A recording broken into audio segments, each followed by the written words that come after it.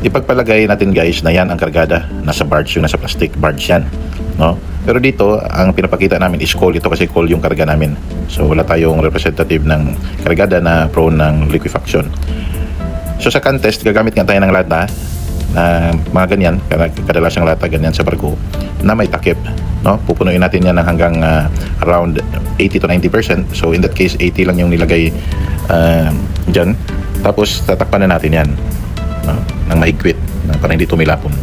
Tapos ibabagsak natin yan ng around 25 to 30 hard drops within 1 minute. So in that case, hindi namin ginalingan dyan.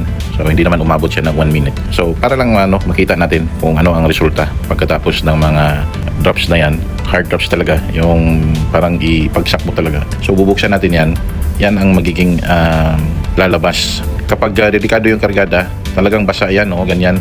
Pero kung wala namang, hindi naman siya wet, talagang tuyo yan ang makikita nyo. So pag ganyan, i-report na natin kay Kapitan, kuhanan nyo ng pictures.